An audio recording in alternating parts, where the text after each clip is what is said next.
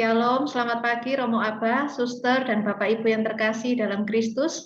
Selamat datang kembali dalam acara Bindoman, Bina Doa dan Firman pada pagi hari ini. Kita akan dilayani oleh Romo Abah yang terkenal dengan Romo Deso di YouTube-nya, dari Paroki Santo Yusuf, Surian, Kalimantan Selatan. Sebelumnya kita akan mendengarkan sapaan dari Ibu Ervina selaku Ketua Umum Bunda Kudus. Silakan, Cik Ervin. Terima kasih Vera, selamat pagi Romo Abah.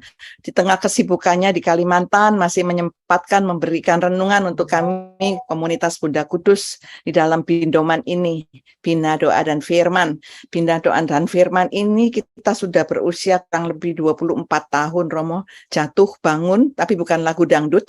Jatuh bangun tetap bangun lagi karena firman Tuhan mengatakan kita tidak tergeletak karena tangan Tuhan yang menopang. Dan tentunya pada pagi hari ini akan diteguhkan dengan firman yang akan dibawakan oleh Romo Abah dengan tema kemuliaan Tuhan. Wah, dari Kalimantan jauh sekali. Tetapi pada kesempatan pagi hari ini, walaupun sudah keadaan COVID semakin landai, tetapi kita masih mengadakan acara ini baik secara online, kadang-kadang juga hybrid, di mana kita on and offline. Dan tentunya kita menyapa saudara kita yang sangat setia bersama dengan Bindoman, yaitu dari Florida, dari Pennsylvania, dari tadi dari Texas, dari Singapura, dari Jakarta, dari Kudus, dari Padang, dan juga ada yang dari Jersey, dan tentunya arek Surabaya yang banyak ya. Tentunya kita semuanya ada min plusnya dalam COVID ini karena kita masih bisa bergabung di dalam layar ini. Dan nanti tanggal 16 kita akan hybrid lagi. Kita harapkan juga yang di tempat Zoom ini tetap akan bersama-sama dengan kami. Terima kasih Romo, biarlah ibu-ibu ini akan semakin kuat untuk menjadi tiang doa keluarganya dan mendapat dukungan dari bapak-bapaknya.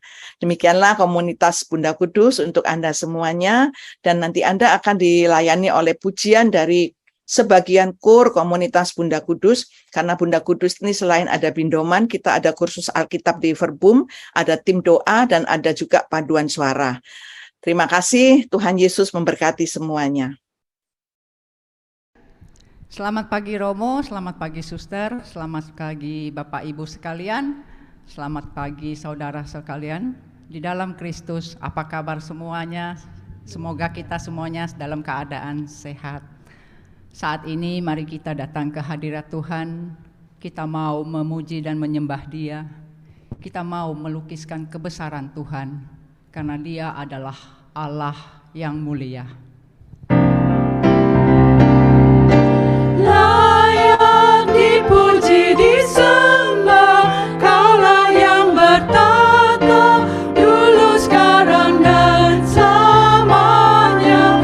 Raja atas segala raja, namamu besar dan mulia.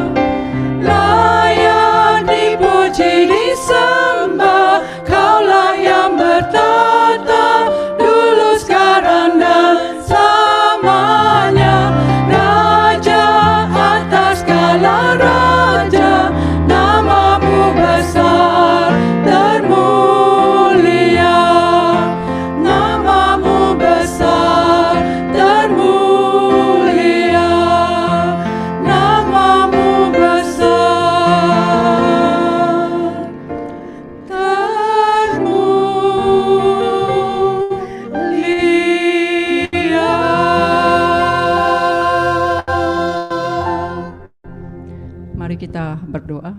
Dalam nama Bapa, Putra, dan Roh Kudus. Amin. Selamat pagi Bapa, Putra, dan Roh Kudus. Selamat pagi Bunda Maria. Kami bersyukur Tuhan, hingga saat ini Engkau memelihara kami. Dari malam hingga pagi ini, kami tidak kurang suatu apapun. Saat ini kami mau datang ke hadirat-Mu dengan segala keberadaan kami, dengan pergumulan kami, masalah-masalah yang sedang kami alami. Kami mau taruh di dalam bawah kaki-Mu Yesus. Berkati kami ya Tuhan, tolonglah kami dengan Roh Kudus-Mu, agar acara ini dapat berjalan dengan baik dan lancar. Terima kasih Tuhan. Kemuliaan kepada Bapa dan Putra dan Roh Kudus, seperti pada permulaan, sekarang, selalu, dan sepanjang segala abad. Amin. Dalam nama Bapa, Putra, dan Kudus. Amin. Kita mau belajar untuk selalu bersyukur di dalam keadaan apapun, karena kita punya Tuhan yang besar, Tuhan yang selalu mengasihi kita, Tuhan yang selalu mencintai kita. Dia yang selalu datang untuk menopang, karena Dia adalah Allah yang setia. Dengan apa ku membalas kasih-Mu yang ku terima dari-Mu? Dengan apa ku membalas cinta-Mu? Oh Yesusku, ku mau selalu bersyukur, selalu bersyukur. Kau Tuhan yang setia, yang selalu menopang. Ku mau selalu bersyukur, selalu bersyukur. Kau Bapa-Ku yang setia.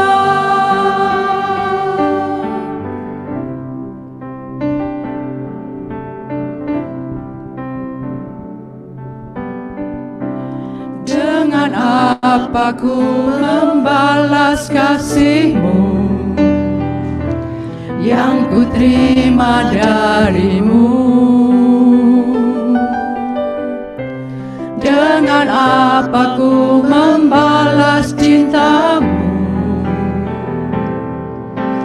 Oh Yesusku, ku mau selalu bersyukur, selalu bersyukur. Kau Tuhan yang setia, yang selalu menopang. Ku mau selalu bersyukur, selalu bersyukur. Kau Bapa-Ku yang setia. Ku mau selalu bersyukur, selalu bersyukur. Kau Tuhan yang setia, yang selalu menopang. Ku mau selalu bersyukur, selalu bersyukur. Kau Bapa-Ku yang setia, Kau Bapa-Ku yang setia, Kau Bapa-Ku yang setia.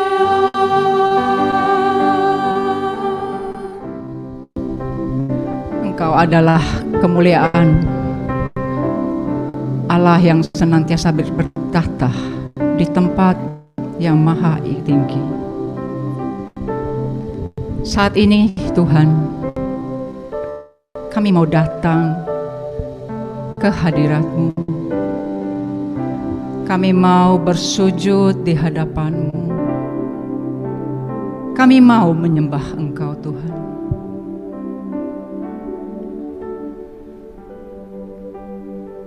Engkau Allah yang begitu mulia. kasih-Mu tidak terbatas. Terimalah hormat pujian kami ya Tuhan.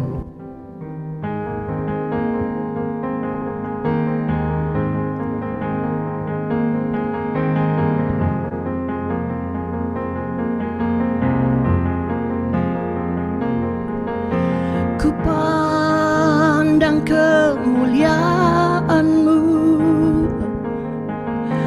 Imam besar maha agung.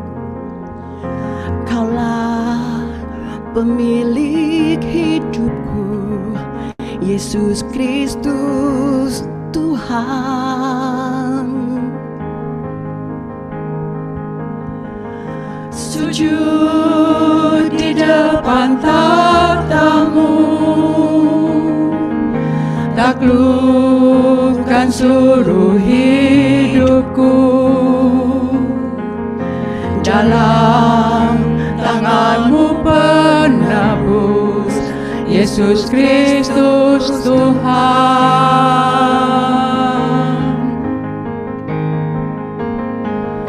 Tiada satu pun yang luput dari karya kasih-Mu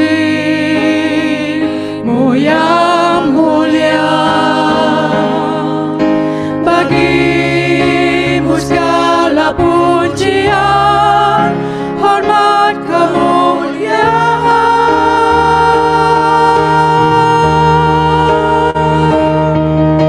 Engkau Tuhan ku tinggikan, yang bangkit dan menang, Yesus Kristus Tuhan. Raja mulia dan luhur, berkorban bagiku. Selamatkan jiwaku.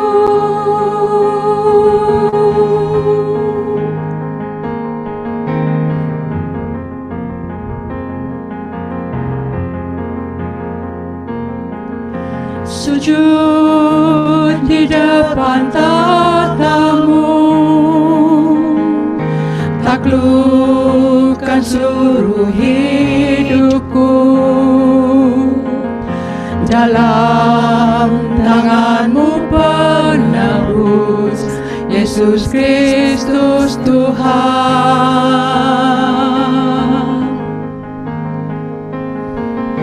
Tiada satu pun yang luput dari karya kasih-Mu yang mulia.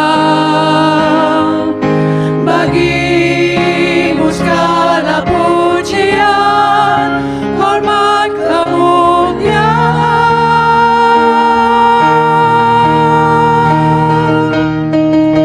Engkau Tuhan ku tinggikan, yang bangkit dan menang, Yesus Kristus Tuhan. Raja mulia dan luhur, berkorban bagiku.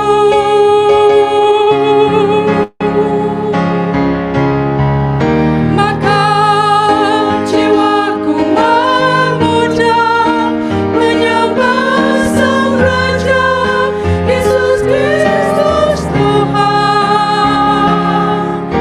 Kekal sempurna kuasa-Mu, agunglah karya-Mu. Yesus Kristus Tuhan.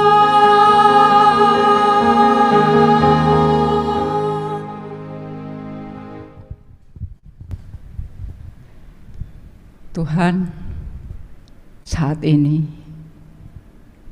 kami siap untuk mendengarkan firman-Mu. Garaplah hati kami masing-masing ya Tuhan. Urapilah anak-Mu yang terkasih, Romo Aba, yang telah Engkau utus menjadi perpanjangan tangan-Mu untuk memberitakan firman-Mu memberitakan kabar gembira buat kami. Jadikanlah kami juga sebagai pelaku firman yang benar, yang seturut dengan kehendak-Mu. Terima kasih Tuhan. Amin. Silakan Romo Abah. Baik, saudara-saudariku terkasih, selamat siang untuk kita semua. Apakah suara saya bisa terdengar dengan jelas? Selamat siang Romo, bisa terdengar. Oke, baik. Kita di sepanjang kurang lebih 45 menit, 30 sampai 45 menit ke depan, kita akan sama-sama bermenung tentang satu tema yang disampaikan oleh Ibu Vera kepada saya, yaitu menyangkut kemuliaan Tuhan.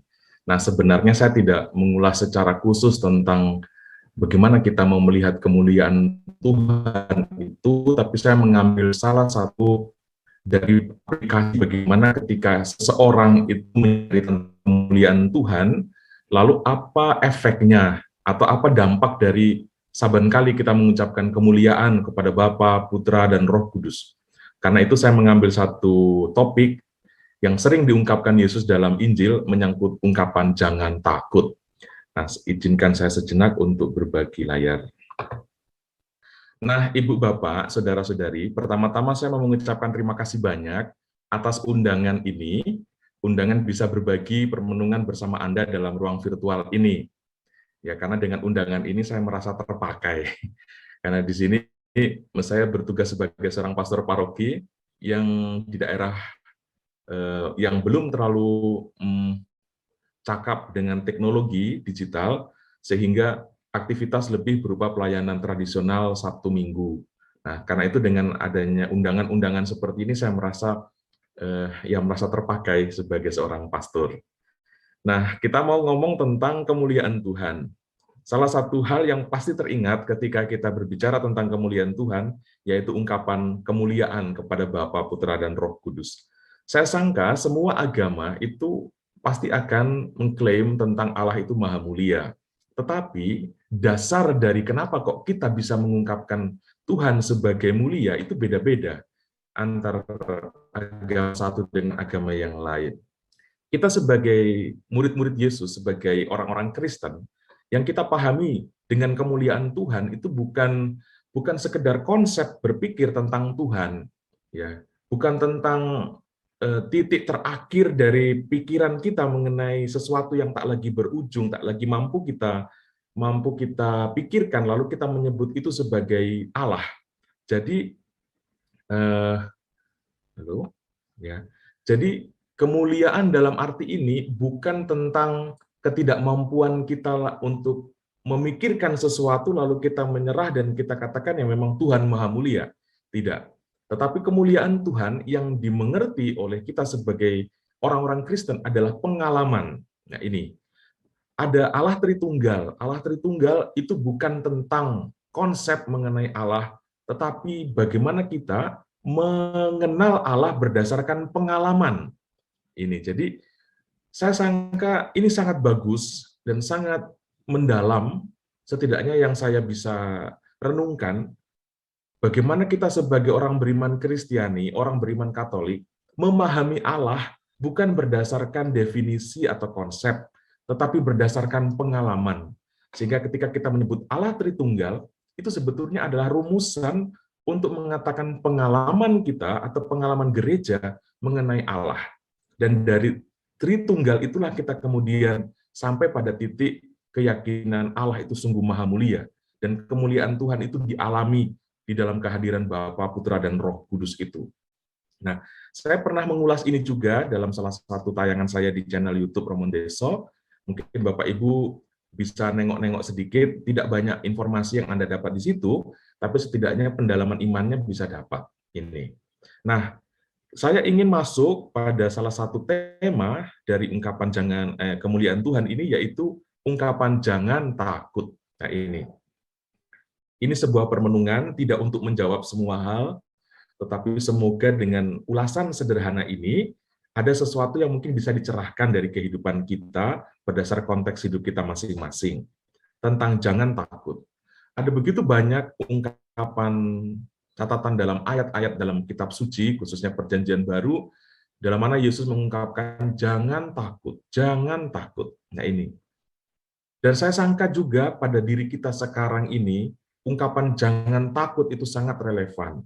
Ada begitu banyak peristiwa yang terjadi kurang lebih 3 tahun terakhir ini, yang menimpa kita, COVID-19, kita melihat ada begitu banyak peristiwa kematian, bisnis yang seret, relasi satu sama lain juga, berita di televisi yang entah kita harus percaya sama pada siapa, kadang-kadang membuat kita kemudian menjadi jangan takut. Allah yang terkesan hanya begitu diam saja, sangat hening, sampai kita kemudian bertanya, sungguhkah Tuhan itu ada?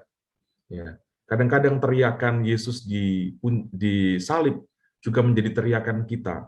Eloi, Eloi, lama sabachthani. Kita juga sering berteriak itu. Ya. Karena itu ungkapan jangan takut menjadi sangat penting dan perlu untuk kita resapkan bersama. Nah, saudara-saudariku, ketakutan itu menyadarkan kita pertama-tama tentang ternyata kita memiliki batasan. Ternyata kita memiliki ukuran. Kita bukan segala-galanya. Ini ya. Jadi penting juga memiliki rasa takut supaya kita sadar kita ini siapa. Bayangkan kalau hidup kita tanpa rasa takut, mungkin kita lebih banyak kacaunya daripada terarahnya. Ketakutan juga ada unsur positifnya di sana. Saya senang ada salah satu ungkapan dari seorang aktor film Indonesia yang mengatakan ketakutan itu membuat sesuatu yang kita jalani itu menjadi semakin berarti. Itu benar. Misalnya saya ketika mengendarai motor menuju ke sebuah stasi, katanya di jalan itu angker lah, katanya beginilah. Ketika saya berhasil melalui jalanan yang gelap dan sepi itu, rasa bangga itu muncul. Kadang-kadang kemampuan melompati atau melewati ketakutan, itu membuat sesuatu yang kita jalani itu menjadi terasa punya makna. Ini juga salah satu unsur positif dari ketakutan. Ya. Nah, ketakutan menunjukkan kesepian kita, dan menunjukkan juga kesendirian kita. Banyak orang takut, ya, takut kehilangan relasi, takut kehilangan kekuatan finansial, takut masa depan anak nanti bagaimana, takut dikhianati, takut ditolak, banyak sekali. Ya. Nah, Yesus bilang jangan takut. Berhadapan dengan semua situasi itu, Yesus mengatakan untuk kita jangan takut. Yohanes Paulus kedua ini selalu mengkampanyekan ungkapan don't be afraid, jangan takut. Nah, pertanyaannya, mengapa Yesus mengatakan jangan takut? Ini saudara-saudariku, ada banyak saat dalam hidup kita di mana kita seringkali dikendalikan oleh ketakutan. Ketakutan dalam hal relasi, kemudian membuat kita mengambil keputusan A, B, C, D. Ada begitu banyak hal dalam hidup kita, keputusan-keputusan hidup kita, itu kita ambil berdasarkan ketakutan. Termasuk ketakutan masuk neraka juga. Nah ini, nanti perlu untuk dievaluasi. Ya. Ketakutan dalam hal materi, ketakutan dalam hal prestasi, takut ditolak, takut tersaingi, takut disingkirkan, ketakutan dalam hal badani, takut terluka, takut kecelakaan, akhirnya kita selalu membuat tanda salib sebelum berkendaraan. Ya ini akhirnya makna tanda salib menjadi keseleo di sana. Seringkali tanda salib hanya digunakan untuk menutupi ketakutan begitu. Padahal ada makna yang lebih yang harusnya didapat di sana. Ketakutan dalam hal rohani, ketakutan masuk neraka, kemudian akhirnya kita membuat semacam tersiksa untuk masuk gereja dalam merasa harus masuk gereja karena takut masuk neraka. Ini juga tidak bagus. Aku mencintai Tuhan karena takut masuk neraka, itu bukan sebuah motivasi yang baik. Ya. Ketakutan dalam misi untuk sebagai biarawan, biarawati juga. Apakah saya bisa di sana? Dulu waktu saya 2,5 tahun terakhir, saya bertugas di paroki Surian ini, sebuah paroki di mana saya harus memulai dari nol. Ya. Dan saya takut di sana. Apakah saya bisa? Apakah saya bisa? Nah ini. Nah banyak saat di mana kita dikendalikan oleh ketakutan-ketakutan. Dan Yesus ingin supaya apa? Perjalanan hidup kita itu bukan dikendalikan oleh rasa takut, tetapi oleh sesuatu yang lain. Itulah mengapa saya sangka Yesus selalu mengungkapkan, jangan takut. Kalau kita selalu dituntun oleh ketakutan, seringkali yang jadi begini, kita akan menjadi lumpuh dalam kebenaran. Ketika kita takut kehilangan relasi, kemudian persahabatan kita menjadi palsu. Teman yang keliru, tapi karena kita takut nanti kalau kita tegur, kita nggak bisa bersahabat dengan dia, akhirnya kita menutupi kejahatan, menutupi ketidakbenaran demi persahabatan itu. Akhirnya kebenaran menjadi lumpuh di tengah relasi manusiawi. Nah, kita ingat ketika Yesus diundang makan oleh orang Farisi, dia berani mengatakan, celakalah kamu orang Farisi dan sebagainya. Yesus otonom. Kenapa? Tidak ada ketakutan dalam dirinya. Dia tidak mau suara kebenarannya menjadi lumpuh karena relasi manusiawi. Relasi dengan yang ilahi tidak boleh lumpuh karena relasi dengan sesama manusia. Ini. Kalau kita dikendalikan oleh ketakutan, kita nggak akan pernah bisa menjadi nabi. Kita akan selalu cari aman. Beberapa hari kemarin ada siaran di YouTube, lagi viral itu Marcel Radival membongkar trik-trik dukun palsu. Nah, salah satu pernyataan dari Rio Kiyoshi atau siapa mengatakan, kenapa sih Marcel kamu nggak cari aman saja? Kamu kan nanti banyak musuh kalau kamu membongkar trik-trik itu. Hidup itu simpel saja, jangan cari musuh, cari aman aja. Nah, itu bukan tipe manusia sejati. Kalau hidup kita, pilihan hidup kita dikendalikan oleh ketakutan memiliki musuh, kita tidak akan pernah memperjuangkan apapun dalam hidup ini. Itu, lumpuh dalam kebenaran. Yang kedua, kalau kita dikendalikan oleh ketakutan juga, kita akan menjadi pribadi yang mudah menyerah dan terserahlah. Begitu. Akhirnya kita tidak punya nilai jual. Ya ini. Kompromi dan negosiasi. Kita juga menjadi pribadi yang kemudian kompromis, menjadi orang yang gampang negosiasi, bahkan termasuk kompromi dengan dosa, kompromi dengan kejahatan. Yang penting saya aman, ya sudahlah, biar saja urusan di sana. Atau ya sudahlah sekali ini aja berdosa nggak apa-apa, toh nanti kan ada pengakuan dosa misalnya. Akhirnya kita menjadi pribadi beriman yang kompromi, tidak punya pendirian dan prinsip tegas. Kita juga bisa menjadi pribadi yang gampang menghindar, gampang lari, yaitu semuanya karena yang penting cari aman. Menjadi pribadi juga yang tergesa-gesa, kemudian tidak teliti. Bisa juga kita menjadi pribadi yang diam dan berhenti. Karena takut, kita nggak mau jalan, kita berhenti di tempat. Ya, daripada nanti maju lalu ada masalah, lebih baik diam, berhenti, dan menikmati kenyamanan yang ada. Atau mengkambing hitamkan. Oh ini gara-gara dia nih, gara-gara kamu, gara-gara mereka. Ya, selalu mencari siapa kambing hitam dari peristiwa itu. Nah, saudara-saudariku, hal-hal inilah yang bisa terjadi ketika hidup kita dikendalikan oleh ketakutan atau rasa takut. Dalam konteks rohani, kita juga bisa menghukum diri. Ya, misalnya begini, kita sudah komit demi masuk surga, saya mau komit untuk setiap jam 3 sore mau berdoa. Demikian terus-menerus. Suatu ketika ketiduran, bangunnya jam 3:30, lalu sangat merasa berdosa dengan itu. Aduh, Tuhan pasti marah nih. Aduh, pasti begini. Saya pernah ditanya begitu oleh seorang ibu yang usia 80 tahun. Dia bertanya, Romo, saya sangat berdosa karena saya mengingkari saya punya niat. Niat apa, Bu? Mau berdoa untuk arwah di setiap jam 3 sore. Saya katakan, gagalnya karena apa? Saya ketiduran, Romo. Lalu saya jawab begini, mungkin Tuhan tahu bahwa ibu lebih butuh tidur saat itu daripada berdoa. Nah, seorang ibu yang usia 80 tahun, saya bukan mau mengatakan bahwa kedisiplinan itu harus kompromistis, tidak.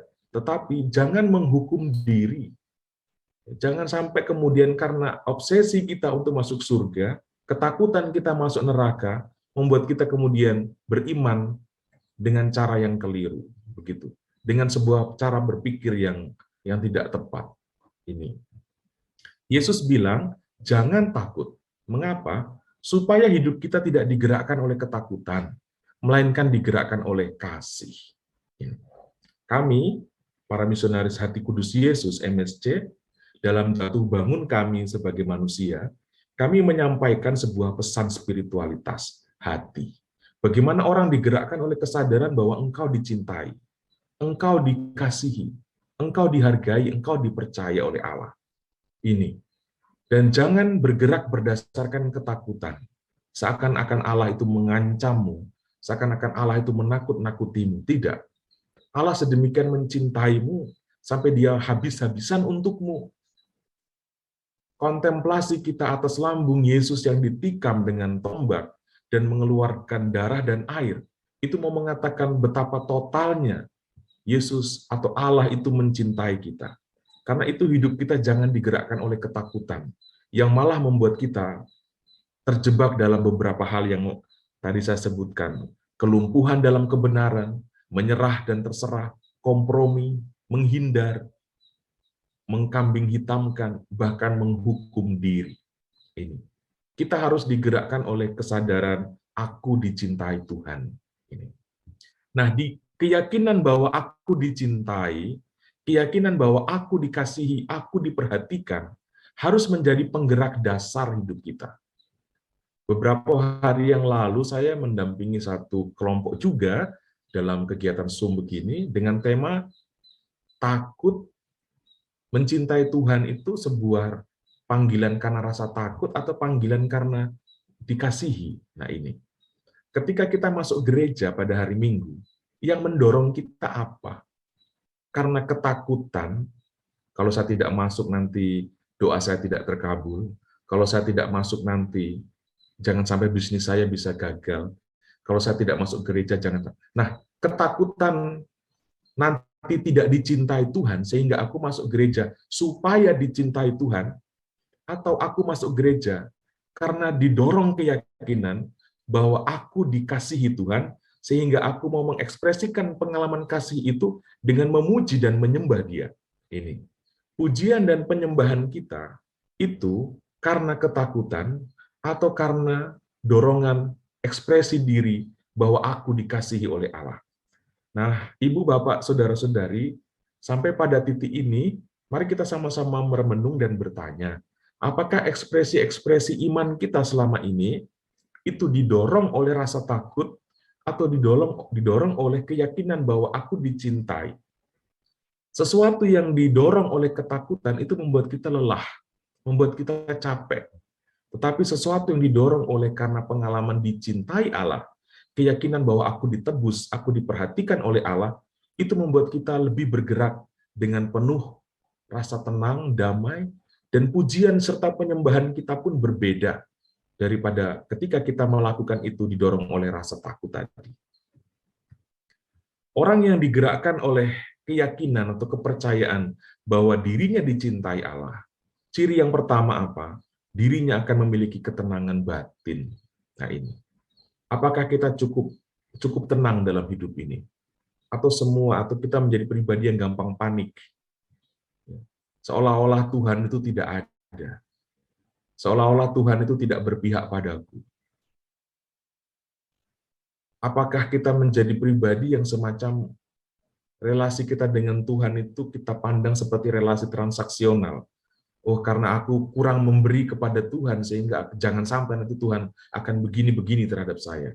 Nah, apakah kita cukup tenang dalam hidup ini? Cukup damai dalam hidup ini, dalam melihat banyak hal, termasuk dalam melihat ketidakbenaran, ketidakberesan, dalam melihat banyak kepincangan dalam hidup. Adakah ketenangan di situ? Nah ini, orang yang yakin bahwa dirinya dikasihi akan lebih tenang dan tidak gampang neko-neko atau cari perhatian. Contohnya begini, saya pernah bertamu di satu rumah, ada seorang anak kecil di situ. Nah, ketika saya bertamu, saya ngobrol lebih banyak dengan orang tuanya. Anak kecil itu saya cuekin. Apa yang dilakukan anak kecil itu? Buat aneh-aneh, keonaran, jatuhkan barang, tarik, taplak meja, pot bunga jatuh, berantakan. Tujuannya apa? Supaya dapat perhatian dari kami yang sedang cuek dengan dia. Nah ini, kadang-kadang ketidakyakinan bahwa kita dicintai, itu membuat kita begitu sibuk, dan akhirnya rupa-rupa hal kita buat. Ketidakdamaian muncul ketika kurangnya keyakinan bahwa kita dikasihi. Ini. Saudara-saudariku, mari kita sama-sama bermenung pada poin ini. Adakah aku memiliki rasa tenang dalam batinku? Nah, ciri yang kedua, ketenangan itu muncul dari keyakinan Bapa mengasihi. Pengalaman Yesus ketika berada dalam penghakiman, diceritakan di dalam Injil, sedikit sekali kata-kata yang keluar dari mulut Yesus. Berbeda dengan kita ketika kita merasa dipojokkan, ketika kita merasa dipersalahkan. Begitu banyak kata-kata yang muncul, pembelaan diri, mempersalahkan orang lain, dan banyak hal. Berbeda sungguh-sungguh dengan Yesus yang kita temukan hanya sedikit kata-kata. Begitu tenangnya. Saya juga kadang-kadang heran. Apa yang saya renungkan ketika membaca atau membawakan Pasio dalam Jumat Agung atau dalam Minggu Palma, ketika Pasio dibacakan atau dinyanyikan. Saya sebagai pastor seringkali berperan sebagai imam, sebagai Yesus. Saya hanya menjadi lelah berdiri tanpa kebagian jatah untuk ngomong atau menyanyi di sana. Karena sedikit sekali kata-kata Yesus itu. Saya di situ menggunakan kesempatan untuk bermenung. Kok bisa ya? Dalam situasi yang mencekam seperti itu, penginjil ketiga-tiganya, keempat-empatnya, mencatat Yesus yang minim dan sangat kurang berkata-kata. Saya menangkap ketenangan di sana. Ini. Tentu dasarnya apa? Keyakinan bahwa Bapa mengasihi. Keyakinan bahwa ini semua tidak akan berakhir dalam kesia-siaan. Kebenaran tidak pernah akan bisa dibungkam. Kesalehan tidak akan pernah bisa, kemurnian dan kesalehan tidak akan pernah bisa ditutupi atau ditekan. Akan muncul cahaya keluar dari situ. Keyakinan bahwa Bapa tidak tinggal diam dengan kebaikan dan kebenaran yang diperjuangkan. Nah, kok saya tidak bisa begitu? Meskipun saya benar, tapi dipersalahkan. Seringkali yang muncul adalah pembelaan diri, macam-macam. Terlalu sibuk. Ya, oke. Orang yang digerakkan oleh kepercayaan bahwa dirinya dicintai, dia akan merdeka dalam kebenaran. Ini yang saya katakan tadi. Tidak ada unsur ketakutan. Seperti dialog yang sering terjadi antara Yesus dan orang Farisi. Kenapa Yesus berani begitu belak-belakan menyampaikan? Karena Yesus tidak punya kepentingan. Yesus tidak punya kepentingan relasi. Yesus tidak punya kepentingan finansial. Yang dia lakukan adalah melulu kehendak Allah. Keyakinan bahwa dirinya dikasihi membuat dia tidak takut dengan ancaman manusia. Saya sangat, ketika saya banyak bermenung tentang ini, luar biasa seandainya kita sungguh-sungguh bisa menjadi seperti itu. Kita banyak diikat dan dipenjara oleh kepentingan-kepentingan kita, relasi, materi, nama baik, dan seterusnya. Orang yang digerakkan oleh kepercayaan bahwa dirinya dicintai akan mampu mempersembahkan diri dalam setiap kondisi. Nah, ini foto poster. Saudara-saudari, di paroki tempat saya bekerja ini banyak orang sakit. Dan orang sakit ketika ngobrol dengan mereka, tidak jarang pembicaraan itu mengarah kepada keluhan. Kenapa Tuhan membiarkan? Kenapa Tuhan tidak menjawab doaku? Kenapa Tuhan sepertinya main-main dengan hidup kami? Saya kadang-kadang bingung atau tidak tahu mau jawab apa dengan keluhan itu. Ya, saya belum sakit. Mungkin nanti kalau sakit juga tiba pada keluhan yang sama. Tetapi begini, hidup itu bagi saya, dan saya berharap saudara-saudari juga sampai pada tahap pemahaman yang sama. Hidup itu bukan tentang kondisi apa yang kita cari, tetapi apa yang bisa kita persembahkan dalam kondisi itu. Bukan tentang Tuhan, aku mau sembuh. Tetapi mungkin dalam keadaan sakit, kita bisa bertanya selain kita meminta untuk sembuh, apa yang bisa aku persembahkan Tuhan dalam kondisiku yang sedang sekarat ini? Dalam kondisiku yang sedang rapuh ini, apa yang bisa tetap aku berikan untukmu?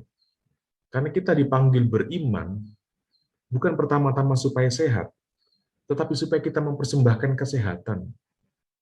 Kita diciptakan bukan pertama-tama untuk cari hidup, tetapi untuk mempersembahkan hidup. Kita dipanggil untuk berelasi dengan Dia, bukan pertama-tama supaya kita nyaman-nyaman dalam hidup, tetapi supaya kita berani untuk mempersembahkan kenyamanan kita untuk menyebarkan keselamatan. Saya sangka itu. Ya. Orang yang digerakkan oleh kepercayaan bahwa dirinya dikasihi Allah akan mampu mempersembahkan diri dalam setiap kondisi. Entah kondisinya itu miskin, entah kondisinya itu kaya, entah kondisinya itu sehat, entah kondisinya itu sakit. Seperti itu. Ya. Dorongan pertama-tama adalah aku dicintai, sehingga kondisi tidak menjadi batasanku untuk mempersembahkan diri. Orang yang percaya bahwa dirinya dikasihi, dicintai, akan percaya bahwa tidak ada kondisi hidup di mana Allah tidak bisa berkuasa atasnya. Saya ingat pengalaman Yesus ketika dia dikhianati oleh Yudas. Ya. Kenapa tidak pernah ada kata dalam bibir Yesus yang mempersalahkan Yudas? Oh, ini gara-gara kamu saya sampai mengalami ini. Karena saya yakin ada keyakinan dalam diri Yesus bahwa tidak ada kondisi hidup di mana Allah Bapa tidak bisa berkuasa atasnya. Bahkan pengkhianatan pun di dalam Allah itu bisa berujung kepada penebusan. Ini. Pengkhianatan tetap negatif, tetapi Allah ternyata bisa memutar itu. Sesuatu yang tampaknya menyakitkan, sesuatu yang tampaknya merugikan, ternyata itu bisa menjadi pintu masuk bagi sesuatu yang lain. Nah, bayangkan kalau ada pemberontakan di sana, mungkin penebusan tidak ada di situ. Kenapa ada ketenangan? Karena ada keyakinan bahwa tidak ada kondisi apapun di muka bumi ini di mana Allah tidak bisa berkuasa atasnya. Ini saudara-saudari, kalau sungguh-sungguh diresapkan dalam batin, membuat kita menjadi pribadi yang tidak mudah takut dan panik dalam hidup ini. Meskipun mungkin realitas atau kenyataan hidup kita berat, tetapi kepercayaan bahwa Tuhan yang menyertai kita itu tidak bisa terbatas atau dibatasi geraknya untuk mengubah atau untuk memaknai sesuatu yang bagi kita negatif, itu kemudian bisa menjadi sesuatu yang positif. Ini hanya kacamata iman yang bisa membuat itu. Orang yang digerakkan oleh kepercayaan bahwa dirinya dicintai tidak akan cari muka di hadapan Allah. Kita dipanggil untuk melihat wajah Allah, bukan untuk cari muka di hadapan Allah. Banyak orang yang cari muka di hadapan Allah, menghitung kesalehannya, merasa diri lebih suci dan lebih kudus daripada yang lain, sehingga tidak jarang orang yang dekat dengan Tuhan itu seringkali justru menjadi penghalang orang lain untuk mendekati Tuhan. Peristiwa ketika Yesus menyembuhkan seorang lumpuh yang digotong oleh teman-temannya. Kenapa sampai teman-teman itu membongkar atap rumah? Karena terhalang masuk oleh banyaknya orang. Siapa itu orang-orang itu? Ya orang-orang yang dekat dengan Yesus, yang sedang ada di dekat Yesus. Nah, itu bisa menjadi sebuah refleksi yang menegur kita. Acap kali merasa dekat dengan Tuhan, itu membuat kita kemudian memblokir orang lain untuk mengakses Tuhan. Yang dalam bahasa Dedikodusia itu panitia surga begitu. Nah, saudara-saudari, ini sangat penting disadari bersama untuk kita yang mungkin katanya sudah 20 tahun ada dalam bindoman ini, ada dalam kelompok bina doa dan firman.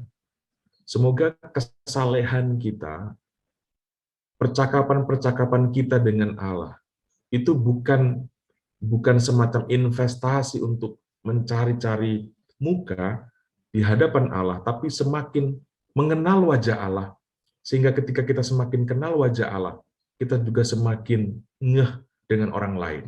Kita semakin lebih terbuka hati kita bagi orang lain. Ini. Ciri-ciri orang yang cari muka di hadapan Allah adalah ketika dia menutup diri bagi sesamanya. Tidak cari muka, itu mengingatkan saya akan Marta dan Maria dalam cerita Yesus yang mengunjungi keluarga di Betania. Saya berpikir, kenapa Marta mengeluh? Nah, ini mengingatkan saya tentang apa Apa itu keselamatan? Keselamatan bukan pertama-tama tentang sudah berapa banyak yang kita buat. Keselamatan adalah menyangkut relasi, bukan tentang prestasi. Orang yang mengejar prestasi di hadapan Allah cenderung bisa cari muka. Prestasi yang tidak didasari oleh relasi cenderung itu akan sekedar basa-basi. Dan begitu tidak lama lagi kita akan melihat kapan itu akan diakhiri. Jadi yang paling pertama adalah mari kita berelasi. Relasi yang baik itu otomatis akan terekspresi, mengekspresikan prestasi-prestasi. Tetapi prestasi yang tanpa didasari oleh relasi, ujung-ujungnya adalah keluhan, ujung-ujungnya adalah ngambek, ujung-ujungnya adalah marah. Nah ini, misalnya tidak digubris ketika sudah melakukan yang terbaik, sudah ngambek. Karena apa? Dasar dari yang dia lakukan bukan berdasar pada relasi, tetapi dia ingin memperlihatkan prestasi, begitu. Tetapi sesuatu yang dilakukan berdasarkan relasi, dia tidak akan pernah bisa digoyangkan, meskipun sekalipun ia mungkin tidak diingat, sekalipun ia mungkin tidak dihargai, sekalipun mungkin ia tidak dipedulikan. Keselamatan bagi saya pertama-tama tentang bagaimana aku berelasi dengan Allah. Relasi yang baik itu akan membuat kita berprestasi. Tetapi kalau kita pertama-tama harus berprestasi dulu, tanpa ada upaya membangun relasi, kita tidak akan bisa bertahan dan konsisten di sana. Nah, saudara-saudari, pada akhir dari renungan singkat ini, ada sebuah pertanyaan. Kalau Yesus selalu mengatakan jangan takut, tetapi pertanyaannya, pengalaman kita berkata bahwa Allah kelihatannya tidak peduli dengan pergumulan kita. Dia menyuruh kita jangan takut, tetapi kenyataannya banyak pengalaman kita yang seolah-olah Tuhan tidak melakukan apapun di situ. Tuhan seakan diam. Dalam novel The Silent, Sosaku Endo, dia menulis sebuah novel yang dia beri judul The Silent. Di mana Tuhan ketika penderitaan ada? Dia menyuruh kita untuk jangan takut, tetapi di mana dia sebenarnya? Ketika Yesus ada di perahu bersama para murid sedang panik, Yesus tertidur. Para murid bertanya, tidakkah engkau peduli kita binasa? Ini juga pengalaman-pengalaman ketakutan. Kita kadang mempertanyakan, sungguhkah Tuhan itu beserta kita? Bukankah seharusnya kita aman-aman saja, tenang-tenang saja, berlayar dan hidup dengan nyaman, tanpa penyakit, tanpa kesulitan, tanpa tantangan, bahkan bila perlu tanpa kematian. Tapi kok kenapa semuanya itu ada? Nah, tentang hal ini saya teringat, ini saya punya mama di rumah. Ibu saya lagi memasak.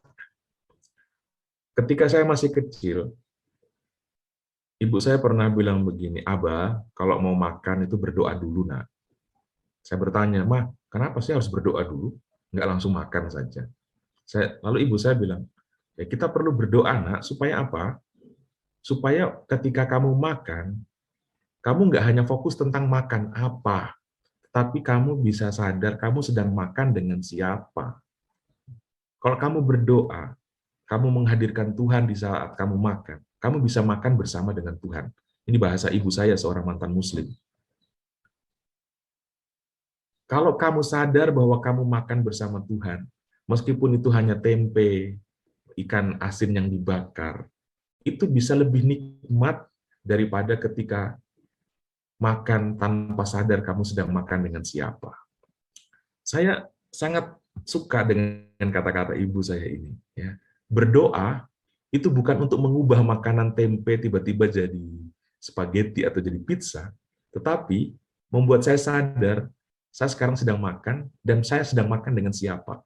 Kalau saya makan dengan Tuhan, saya tidak akan fokus lagi pada kondisi atau realitas makanan itu, tetapi kebersamaan dengan Tuhan yang bagiku adalah segala-galanya, itu bisa mengubah kenikmatan sebelum ketika saya sadar bahwa Tuhan ada bersama dengan saya. Dan ini membuat saya juga memaknai banyak peristiwa saya dalam hidup ini. Ketika saya ditempatkan di pedusunan seperti ini, ketika dulu saya masih frater, tugas Paskah dan tugas Natal selalu berada di tempat yang sulit.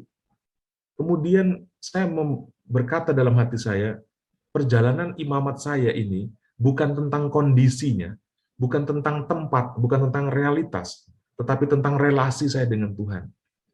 Kalau saya sedang berjalan bersama Tuhan, tempat bukan masalah, makan apa bukan masalah, punya uang bukan lagi sebuah persoalan. Itu cara berpikir saya. Ya. Kalau ketika saya menjalani ini dengan Tuhan, ada sesuatu yang berubah di sana. Kenyataannya mungkin sama, tetapi cara saya melihat menjadi berbeda. Akhirnya saya bermenung di situ. Dua hal ini. Hidup ini sebenarnya bukan tentang memperjuangkan kondisi, tetapi tentang membangun relasi. Relasi harus menjadi yang utama di setiap kondisi. Saya didatangkan ke dunia ini untuk cari hidup atau untuk mempersembahkan hidup. Saya memuji-muji Tuhan dalam penyembahan, adorasi, apakah untuk menyogok-nyogok Tuhan supaya keinginanku terpenuhi, atau memang sebagai sebuah ekspresi aku mencintai Dia. Saya dipanggil beriman bukan untuk cari sehat, tetapi untuk mempersembahkan kesehatan.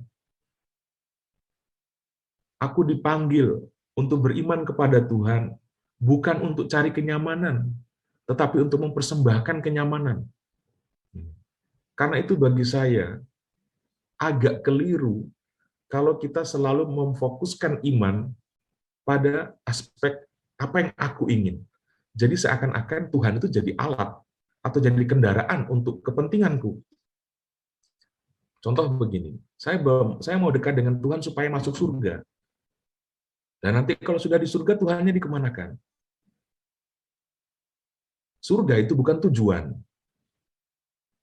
Itu pengalaman, efek ketika kita bersatu dengan Tuhan, pengalaman surgawi itu real.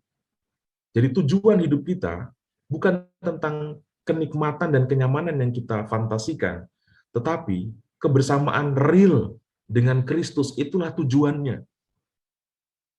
Kebahagiaan itu efek. Banyak orang mau dekat dengan Tuhan supaya bahagia. Bahagia itu bukan tujuan. Ketika bahagia menjadi tujuan, Tuhan hanya menjadi sarana, bukan lagi sasaran. Ketika Tuhan menjadi sarana, dia ibarat seperti motor. Ketika kita sampai pada tujuannya, maka kita akan parkir kendaraan itu dan kita menikmati tempat di mana kita tuju itu. Apakah demikian kita menjadikan Tuhan hanya sebagai alat dan sarana dan bukan fokus atau sasaran? Ini. Saya sangka Ibu, Bapak, Saudara-saudari, dua hal ini menjadi catatan penting. Hidup ini bukan tentang memperjuangkan kondisi, tetapi bagaimana kita membangun relasi dengan Allah. Kita diciptakan oleh Allah untuk kepentingan Allah, bukan untuk kepentingan kita. Kalau kita selalu merenungkan ini, kita nggak gampang stres, nggak gampang depresi, kita nggak gampang cari psikolog. Karena apa? Orang-orang yang gampang depresi dan stres, itu cenderung berfokus kepada apa yang dia inginkan, dia punya kepentingan. Makanya iman sangat dibutuhkan, supaya orang sadar, aku dihadirkan ke dunia ini, sebenarnya ini proyeknya Allah. Hidupku menjadi amburadul, hidupku menjadi kacau, aku sudah berjuang baik, tetapi faktanya begini dan seterusnya. Tuhan, ini hidup yang Engkau percayakan kepada saya nggak mau stres gara-gara ini. Aku tahu Engkau bisa mengatur sesuatu yang lain dari kehancuran ini. Aku tak mau tenggelam dalam frustrasi ini. Itu iman. Kalau kita memaksakan diri kita untuk mengatur hidup ini, kita gampang stres, gampang stroke, kita gampang sakit, nggak bisa kita menikmati hidup.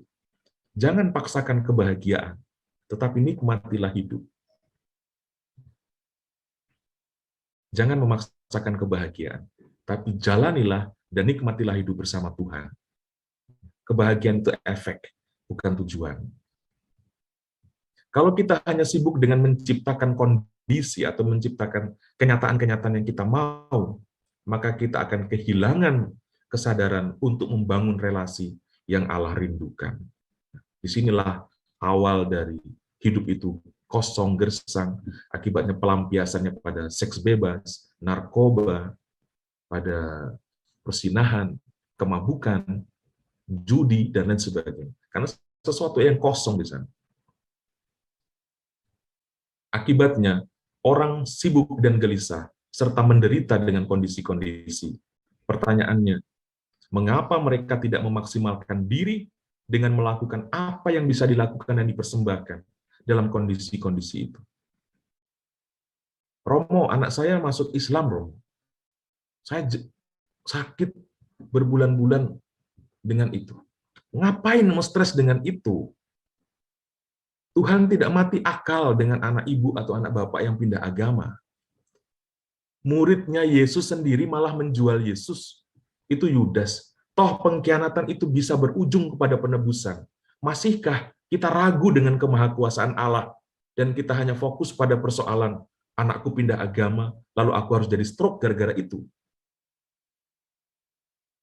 Nah itu, saya ingin melalui permenungan ini mengajak Anda sungguh-sungguh beriman dan percaya, jangan takut. Tuhan itu mengerjakan sesuatu.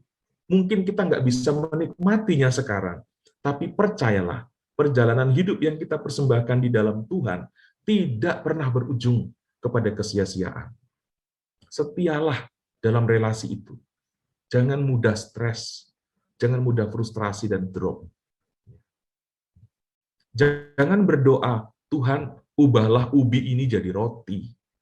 Tetapi berdoalah, Tuhan, bantu aku mengubah pikiranku untuk mensyukuri bahwa aku bisa menikmati ubi ini lebih nikmat daripada aku menikmati roti. Kalau kita selalu berdoa untuk mengubah kondisi dan kenyataan, kita akan jadi orang beriman yang lelah, mungkin akhirnya bisa menjadi apatis. Nah, sudah berdoa terus nggak dikabulkan. Nah, karena sasaran berdoa memaksa Tuhan untuk mengubah kondisi, dan dia tidak mau. Mengapa? Kalau kondisi tidak bisa dirubah, kenapa aku tidak minta Tuhan untuk merubah akunya, supaya memiliki cara penglihatan yang baru terhadap kondisi itu? Bukankah merubah diri lebih mudah daripada mengubah yang di luar diri? Contoh lain, Anda mungkin sedang sakit, sedang miskin, sedang terpuruk, dan seterusnya. Jangan hanya sibuk berdoa dan berjerih payah untuk mengubah keadaan sesuai dengan keinginan. Tetapi bertanyalah juga, apa yang bisa aku lakukan dan persembahkan dalam kondisiku yang seperti sekarang ini? Jangan ketika saya mengatakan persembahan itu selalu berhubungan dengan uang, ya. Tidak.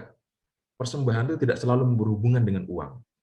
Supaya apa? Sekalipun kita sedang berada dalam kondisi sulit, kita tetap jadi berkat ini.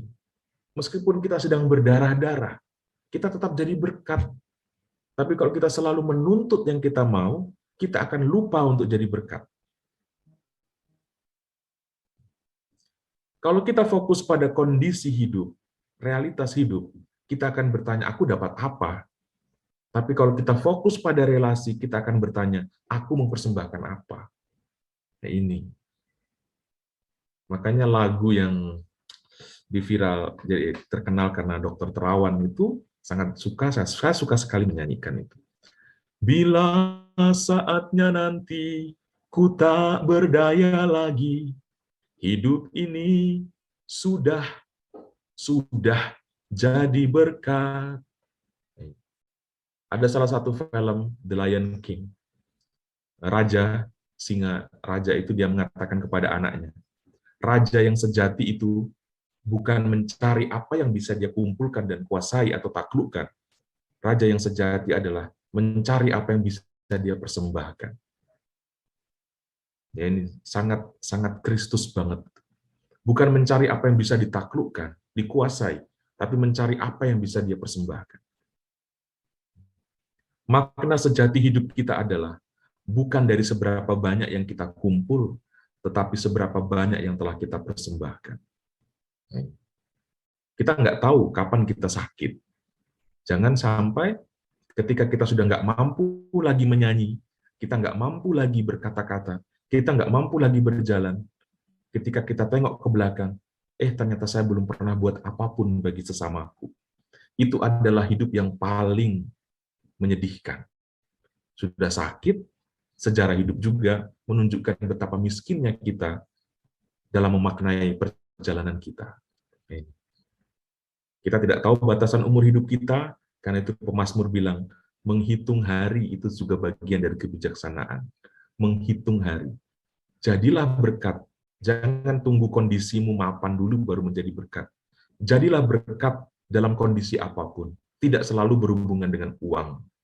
Berkat itu tidak selalu berbagi berkat, mempersembahkan diri, tidak selalu berhubungan dengan uang. Lakukanlah sesuatu tanggung jawab yang kecil, tetapi dengan cinta yang besar, itu juga persembahan. Jangan nunggu menuntut tanggung jawab besar supaya punya nama, tetapi sekecil apapun peran yang diberikan, lakukan itu dengan cinta yang besar. Itu juga bagian dari persembahan diri. Akhirnya, saudara-saudari, saya menutup ini dengan mengatakan, kondisi hidup seperti apapun sebenarnya tidak menjadi halangan untuk mempersembahkan diri. Mau miskin kayak, mau kaya, mau sakit, mau sehat, kita semua bisa mempersembahkan diri. Cuma tantangan dari mempersembahkan diri adalah obsesi kita terhadap kepentingan akan kondisi hidup yang kita mau. Itu yang seringkali membuat kita terhalang untuk menjadi berkat. Kesimpulannya apa? Tuhan itu beserta kita. Ini dasar iman kita. Tuhan beserta kita itu bukan untuk mengubah kondisi hidup kita, tetapi untuk menjadi rekan seperjalanan yang memastikan bahwa kita tetap bisa berbuah, walau dalam kondisi hidup yang tidak berubah. Tuhan menyertai kita sekali lagi untuk memastikan dan menguatkan kita dan memberanikan kita untuk berbuah sekalipun mungkin kondisi hidup kita tidak kunjung berubah. Tuhan beserta kita memastikan kita bahwa kita tidak akan binasa ketika Tuhan ada bersama kita. Jangan biarkan hidupmu dikendalikan oleh ketakutan, saudara-saudari. Jalanilah hidup ini dengan keyakinan bahwa Tuhan mencintaimu. Tuhan itu menyertai kita. Hidup ini bukan tentang aku dapat apa, tetapi tentang aku sudah mempersembahkan apa bagi Dia. Baik, terakhir sekali, ini Mama Ica. Mama Ica ini karyawan kami di Pastoran Surian, di paroki saya. Satu ketika di tahun 2020, waktu masih COVID, beliau sharing banyak dengan saya, dan satu pernyataan yang sangat bagus. Dia bilang begini, Bapak Pastor, saya sering minta kepada Tuhan Yesus, biarkan saya tetap menderita. Ada pengalaman buruk dia selama 30 tahun terakhir. Dia bilang, biarkan saya tetap menderita. Saya tanya, kok Mama berdoa begitu, Mama? Dia bilang, karena dengan menderita begini, Bapak Pastor, saya merasa semakin banyak waktu ngobrol dengan Tuhan. Saya waktu itu, gitu. Baru kalau Yesus mengatakan kepada perwira di Kapernaum itu, belum pernah dia menjumpai iman sebesar ini, saya juga menemukan itu. Saya baru kali ini menemukan kata-kata yang penuh iman dari seorang yang sangat sederhana, seorang tukang masak di pastoran ini. Biarkan saya tetap menderita, karena sepertinya dengan pengalaman menderita ini, saya lebih dekat dengan Tuhan. Ini dalam banget, dalam banget. Saya merasa diubah. Ini bagi saya kayak Roh Kudus yang tercurah begitu. Lebih dahsyat dari pencurahan Roh Kudus yang saya dapat dari ibadat-ibadat. Ini sungguh real, saya mengalami itu, dan itulah yang mendorong saya sampai hari ini memiliki cakrawala berpikir dan perspektif baru tentang bagaimana sebenarnya Allah itu mencintai kita. Begitu, saudara-saudari, ini renungan yang mungkin biasa, mungkin membosankan juga, tapi saya berharap dengan sedikit sharing ini, Ibu Bapak semua mengalami dan mendapatkan sesuatu yang mungkin bisa dijadikan bekal bagi perjalanan hidup selanjutnya. Jangan takut, Tuhan itu mencintai Anda. Tuhan Yesus memberkati. Baik, terima kasih banyak Romo Abah. Luar biasa, renungannya sederhana tapi dalam ya Romo ya. Seperti yang Mama Ica ini, biarlah saya menderita, karena dengan menderita itu semakin dekat dengan Tuhan. Kan seperti Rasul Paulus, biarkan duri dalam daging, karena dalam kelemahanku aku menjadi kuat. Karena seringkali kita kalau lagi enak itu lupa, Romo. Benar juga. Iya.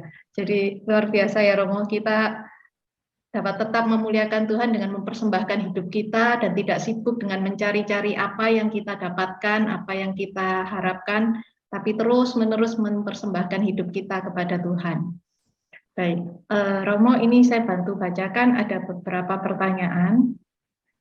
Bagaimana jika kita membalas kasih Allah dalam kehidupan kita? Karena selain harus membalas kasih Allah, kita juga harus mengasihi sesama. Apakah dengan mengasihi sesama berarti kita sudah membalas kasih Allah? Demikian pertanyaan dari Ibu Chandra.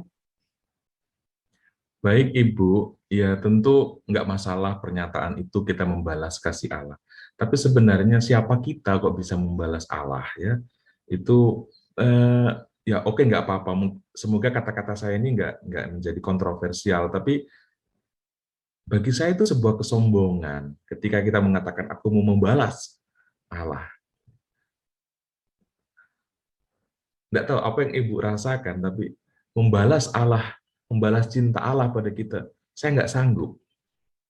Nggak sanggup. Bahkan kematian saya sendiri pun sepertinya nggak mungkin bisa.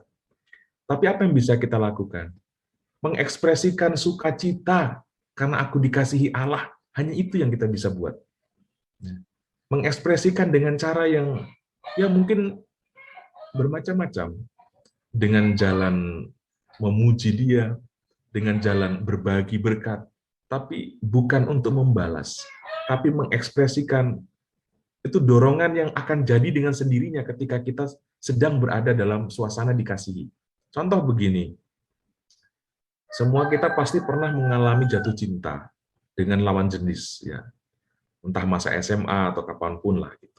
Ketika kita sedang diliputi perasaan dikasihi oleh seseorang, kita nggak jadi ukur-ukur, bukan? Kita menjadi orang yang kayak ingin selalu menyerahkan diri gitu, terhadap pasangan kita. Menyerahkan diri maksudnya meskipun hujan, nekat ketemu, nggak peduli basah atau guntur petir dan sebagainya, sampai ada puisi. Kita kemudian menjadi orang yang kata-kata kita menjadi sangat halus, penuh dengan pujian dan bukan caci maki. Itu kan ekspresi yang terjadi dengan sendirinya ketika kita diliputi dengan keyakinan aku sedang dicintai. Itu jugalah yang diharapkan oleh Tuhan. Ketika kita sungguh-sungguh mendalami bahwa aku dicintai Dia, pengalaman mendalam tentang hubungan ini akan secara spontan membuat kita keluar dari diri kita dan melakukan banyak hal yang sepertinya tidak mungkin. Saya pernah ditanya begini, kok pastor itu kok nggak menikah? Contoh begitu. Saya sendiri nggak pernah bertanya itu dalam diri saya, kenapa saya tidak menikah? Atau kenapa kok? Ya, dalam batin saya merasa in dengan Tuhan Yesus itu. Begitu. Pengalaman bersama dengan keluarga membuat saya kemudian tergila-gila dengan Tuhan Yesus, dan entah kenapa itu mendorong saya mempersembahkan diri dan menjadikan Yesus satu-satunya yang aku punya. Kayak gitu. Jadi pengalaman dicintai itu mendorong kita untuk mengekspresikan. Jadi aku menjadi pastor dengan tidak menikah, bukan untuk membalas kebaikan Tuhan, tapi spontan muncul pada diri orang yang diliputi pengalaman kasih. Berbeda dengan begini, aku melakukan kebaikan supaya, tadi saya katakan itu. Nah, itu bukan kebaikan kalau sudah ada kata supaya, itu kepentingan. Jadi aku memberi sedekah untuk orang miskin misalnya, supaya dapat pahala. Nah, itu bukan kebaikan.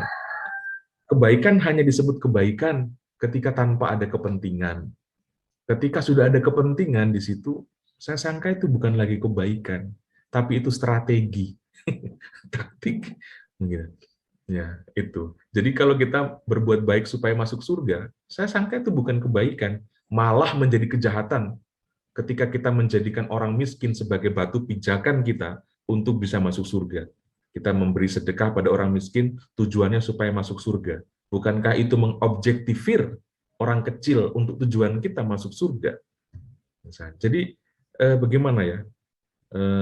Mohon maaf mungkin berat ini, tapi itulah yang saya renungkan. Saya tidak mau menjadikan orang lain sebagai batu pijakan saya untuk masuk surga. Saya membantu orang miskin, mencintai orang kecil dengan memberikan dari apa yang saya punya, bukan untuk menumpuk prestasi itu, tetapi inilah ungkapan batinku karena aku merasa disayangi Tuhan. Persoalan nanti surga atau neraka, Tuhan lebih tahu mana yang terbaik untukku. Tapi yang sekarang aku ingin perjuangkan adalah, aku percaya Tuhan sayang banget sama aku, dan aku mau berbagi pengalaman disayangi Tuhan itu kepada yang lain. Itu saja. Jangan ada kepentingan tambahan. Ketika ada kepentingan tambahan di sana, kebaikan kita menjadi tidak murni. Itu sudah bukan lagi kebaikan, tapi strategi. Itu mungkin sedikit tanggapan. Iya. Jadi kita mempersembahkan diri tanpa pamrih gitu ya Romo ya. Mengasihi sesama Ya. karena kita sudah lebih dahulu merasakan dikasihi Tuhan gitu. Benar. Karena itulah Yesus pernah bilang, tinggallah dalam kasihku. Jadi nikmati dulu pengalaman aku dikasih Tuhan. Itu penting sekali, pengalaman batiniah itu. Nikmati dulu. Tuhan, Engkau begitu baik sama aku. Ya. Ketika kita sudah sungguh-sungguh meresapkan kebaikan Allah itu, bagaimana kita mengkontemplasikan, melihat Yesus yang tersalib, kok begitunya ya Tuhan terhadap aku, ketika itu meresap sungguh-sungguh di dalam, yakinlah, langkah selanjutnya itu kita nggak perlu pikirkan itu akan jadi. Orang yang memiliki relasi mendalam dengan Tuhan, dia tidak perlu merencanakan kebaikan, itu akan dia tiba-tiba lakukan. Jangan agendakan kebaikan, tapi bangun relasi, maka prestasi itu dengan sendirinya akan keluar. Ya, kira-kira mungkin begitu, Ibu. Baik, Vera. terima kasih Romo. Ibu Vera ya. Ya. Ini ada pertanyaan dari Ibu Vince. Romo, kalau seandainya anak kita ini pindah agama, padahal sudah dibaptis, apakah orang tuanya tidak ikut berdosa ya Romo? Karena berarti orang tuanya tidak bisa mendidik atau tidak mengarahkan anaknya untuk setia kepada Yesus. Begitu Romo. Baik. Ketika kita memaafkan, mengampuni orang lain itu lebih mudah daripada mengampuni diri sendiri. Ya. Intinya saya mau bilang, jangan nyalahkan diri berlebihan Ibu, ya, atau Bapak yang bertanya ini. Tuhan mencintaimu, bahkan Dia sudah tahu engkau akan gagal. Begitu. Ya. Jangan menghukum diri. Jangan menghukum diri berlebihan, yang kemudian membuatmu berhenti untuk menjadi berkat. Tetaplah menjadi berkat di tengah kondisi yang engkau sendiri merasa tidak nyaman. Anak pindah agama, jangan mempertanyakan, oh saya salah, saya berdosa. Oke, anggaplah engkau mengatakan engkau gagal, contoh.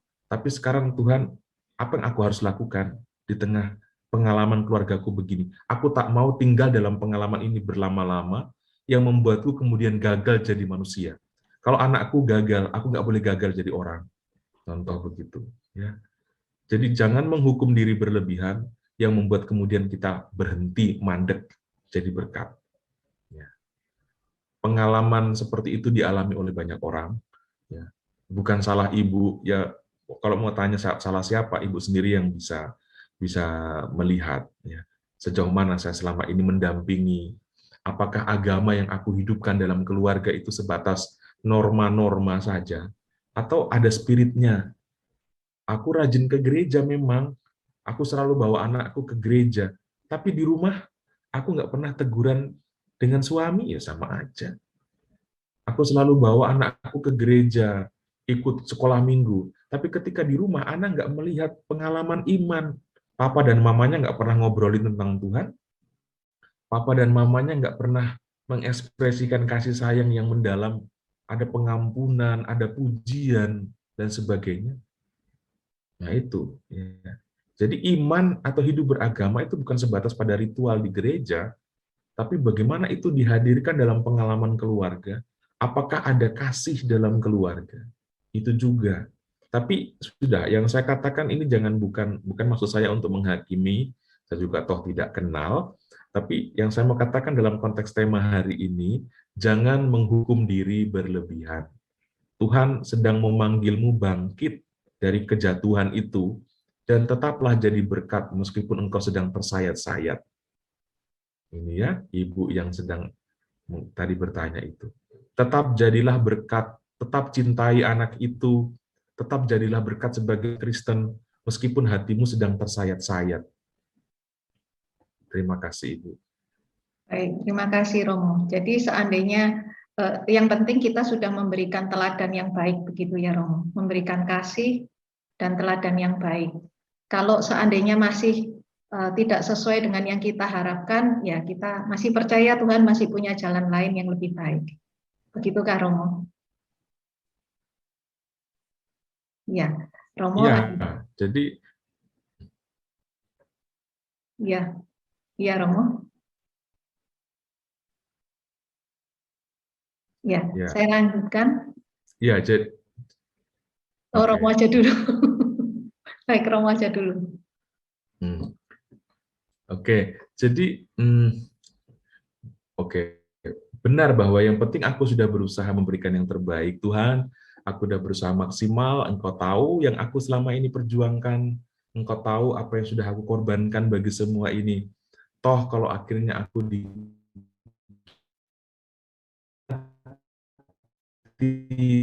sebagai seorang ibu dengan menghadapi pengalaman keluarga kami. Seperti ini penting daripada berlama-lama dalam keluhan, dalam ratapan, yang kemudian akhirnya kita menjadi pribadi yang berhenti. Malah ujung-ujungnya sakit, malah ujung-ujungnya membenci. Saya mengusulkan ibu yang bertanya tadi, coba pandanglah dan kontemplasikanlah peristiwa Yesus di hari-hari terakhir hidupnya. Bagaimana ia dikhianati, dan bagaimana responnya. Jangan bilang begini, oh dia kan Tuhan. Saya tuh pernah memberi masukan kepada umat. Saya bilang, cobalah mengampuni seperti Tuhan Yesus mengampuni. Lalu apa yang dia bilang kepada saya? Ah, dia itu kan Tuhan, wajarlah dia bisa. Saya ini kan manusia. Saya waktu itu saya jengkel sekali. Ada yang salah dalam cara beriman yang seperti itu. Ya, itu sungguh Allah, sungguh manusia. Dia manusia yang benar-benar manusia, bukan manusia setengah-setengah itu. Jadi belajar dari dia itu memang masuk akal. Dia bisa, karena dia tahu bahwa kita juga bisa menjadi seperti itu. Makanya dia minta kita untuk selalu melihat itu dia. Jadi saya usul kepada ibu yang mengalami problem pindah agama anaknya tadi ya, coba dalami sungguh-sungguh peristiwa Yesus yang dikhianati Yudas. Bagaimana reaksi dari Yesus terhadap itu? Dia tidak mempersalahkan, dia tidak menghakimi, malah dia mendoakan dan seterusnya. Nah, karena apa? Yesus percaya bahwa Bapa tidak tinggal diam. Meskipun apa yang Bapak perjuangkan, apa yang Bapak akan lakukan, itu mungkin tidak sempat dia nikmati, tapi percayalah, sesuatu yang benar dan baik yang sudah kita berikan dan wariskan, itu tidak akan berhenti secara sia-sia. Percaya dulu itu, jangan stres dulu kenyataan. Boleh stres, tapi jangan lebih dari 1 minggu. Cukup. Sesudah itu bangkitlah dan katakanlah, Tuhan, sudahlah, aku serahkan perkara ini kepadamu. Mau engkau marah kepadaku, silahkan marah. Tapi aku tahu engkau gak akan marah. Engkau tahu yang sudah aku perjuangkan. Bantu aku untuk tidak berhenti pada problem ini, tetapi bantu aku untuk tetap menjadi berkat sekalipun hatiku sedang tersayat. Baik, terima kasih Romo. Benar, kalau kita terus melakukan kasih, mungkin justru seperti menaruh bara api di anak yang pindah agama tersebut ya Romo ya. Supaya dia melihat, oh ternyata kalau ajaran Kristus tetap kasih, pengasih, dan seterusnya. Gitu. Gitu, tapi bukan itu namanya juga dendam. Jadi jangan punya intensi lain. Ya memang mengasihi, tapi bukan untuk memanas-manasi atau membuat, itu sudahlah, itu urusan dia gitu. Maksudnya aku mau tetap mencintai karena aku punya hubungan dengan Tuhan. Bukan tentang, oh, aku tetap mencintai supaya nanti dia merasa merasa dilema dengan itu dan Berarti seterusnya. pamrih lagi. Iya, itu nggak benar malah jadinya. Itu nggak Oke. akan bertahan. Mencintai yang seperti itu pasti nggak bertahan. Aku tetap mau mencintai orang yang mengkhianatiku, entah itu anakku, saudaraku, atau siapapun. Karena apa? Mencintai itu bukan proyek aku kepada orang itu atau kepada anak itu, tapi ini adalah proyek Tuhan yang aku sedang ingin lakukan antara aku dengan Tuhanku. Baik, terima kasih Romo. Ini ada pertanyaan berikutnya dari Bapak Hieronymus. Romo, apakah orang yang sudah memiliki relasi yang baik dengan Allah, salah satu ciri atau efeknya adalah tidak akan pernah emosi kepada Allah lagi? Yang kedua, apakah arti sabda Yesus dalam bacaan Injil hari ini agar kita harus menjadi seperti anak kecil? Demikian Romo. Baik, tentang emosi ya, saya bukan ahli kepribadian, tapi saya memahaminya begini. Semakin kita dewasa, itu kita semakin mampu mengendalikan emosi. Ciri dari manusia dewasa adalah ketika dia tidak hidup berdasarkan emosi. Orang yang tidak dewasa, dia akan diombang-ambingkan atau keputusan hidupnya itu hanya berdasarkan emosi, senang, tidak senang, marah, kecewa, putus asa. Ya. Orang yang dewasa dia akan melampaui itu, melampaui emosinya dan tidak membiarkan emosi yang mengendalikan dia. Dia yang menaklukkan emosi dan bukan emosi yang menaklukkan dia. Nah, kalau kita mendalami hubungan kita dengan Allah, iman, relasi kita dengan Tuhan, memang tidak dengan sendirinya akan membuat kita tidak emosi, tetapi saudara-saudariku, keimanan yang benar itu juga perlu diawali dengan membangun kepribadian yang baik juga. Untuk anak yang, mohon maaf, untuk anak yang dibesarkan dalam keluarga yang berantakan, akan memiliki pola pemahaman dan keyakinan tentang Tuhan itu berbeda dengan anak yang dibesarkan secara bagus dalam keluarga. Anak yang atau pribadi atau seseorang yang memiliki problem serius dalam kejiwaannya, dalam kepribadiannya, akan juga berpengaruh pada keimanannya. Itu jelas. Gitu. Jadi dua hal ini nggak bisa dipisah, nggak bisa dipisah. Tetapi percayalah bahwa ketika kita tidak sanggup mengolah diri kita, ketika kita tidak sanggup mendewasakan diri kita, kita percaya Tuhan bisa mengolah dan mendewasakan pribadi kita.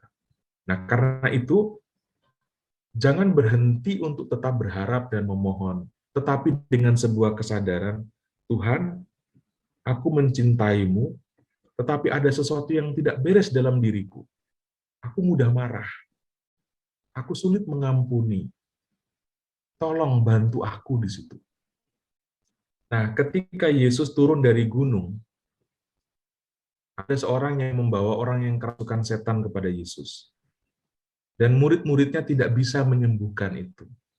Lalu Yesus datang dan menyembuhkan. Lalu para murid bertanya, kenapa kami tidak bisa menyembuhkan? Lalu Yesus bilang apa? Jenis ini hanya bisa disembuhkan dengan doa. Nah ini. Ternyata doa membuat perubahan terhadap sesuatu yang mungkin sulit bagi kita untuk kita rubah. Ketika metode-metode pengobatan kepribadian, metode pengembangan diri tidak sungguh mampu membuat kita bertumbuh, percayalah saudara-saudari, Tuhan kita bisa membuat kita bertumbuh. Tetapi relasi dengan Tuhan itu disertai dengan pengetahuan tentang keadaan pribadiku seperti apa. Mintalah Tuhan mengubahnya. Mintalah Tuhan mengurus diri kita. Begitu. Saya pribadi begini. Ketika saya masih frater, kami dibina juga dalam hal kepribadian oleh seorang mentor kami atau pendamping kami. Satu hal yang saya buat adalah, ketika saya selalu gagal dalam mengontrol diri, gagal dalam misalnya, kok saya menjadi pribadi yang mudah tersaingi ya? Saya kok nggak mudah senang ketika melihat orang lain sedang berhasil. Ketika orang lain sedang sukses, kok saya sulit sekali memberi senyum, misalnya. Itu juga problem. Nah, saya selalu bertanya, Tuhan bantu saya untuk sembuh di situ. Bantu saya untuk sembuh. Sehingga relasi saya dengan Tuhan itu juga berakibat pada pertumbuh kembangan pribadi saya. Begitu Bapak ya. Itu yang bisa saya tanggapi ketika Bapak bertanya, apakah kalau kita dekat dengan Tuhan, kita juga bisa menjadi orang yang tidak emosional. Itu bisa. Yang kedua, makna dari hendaklah kita menjadi seorang anak kecil. Ya, Bapak yang punya anak tentu tahu seperti apa anak kecil. Anak kecil itu berteman tanpa mengukur-ukur. Dia sudah buat apa untuk saya? Tidak pernah kan? Kalau misalnya ada anak-anak kecil bertemu di bandara, mereka bisa langsung akrab tanpa pernah tahu atau tanpa pernah bertanya, kamu sudah buat apa untuk saya? Itu salah satu yang bisa kita renungkan. Nah, hendaklah kamu menjadi seorang anak kecil. Itu juga. Artinya, jadilah pribadi yang digerakkan bukan atas dasar aku sudah dapat apa, tapi digerakkan atau didorong oleh kepercayaan bahwa kita bisa saling mencintai, kita bisa saling berteman, dan sebagainya. Jadi pertemanan bukan atas dasar aku sudah dapat apa atau aku akan beri apa. Ya, itu satu. Ada banyak hal yang bisa renungkan dari seorang anak kecil. Ya. Misalnya tentang kepolosan, tentang apa lagi ya, tentang apa adanya, tentang pribadi yang tidak punya kepentingan, yang dia mau hanya relasi. Ya. Anak kecil kalau berelasi dengan temannya tanpa ada kepentingan, Tuhan juga berharap kita berelasi dengan dia juga tanpa kepentingan. Jangan menghubungi Tuhan karena kita punya kepentingan. Nanti akibatnya ya Tuhan hanya jadi sarana saja, bukan jadi sasaran. Itu banyak hal yang bisa kita renungkan Bapak dari kata-kata Yesus, hendaklah kamu menjadi seperti seorang anak kecil. Begitu sedikit. Baik, terima kasih Romo. Jadi Tuhan minta kita itu seperti memiliki hubungan atau relasi dengan Tuhan itu yang benar-benar tulus, mencintai Tuhan tanpa memikirkan kepentingan, mengharapkan kepentingan apapun dalam hidup kita ya Romo ya.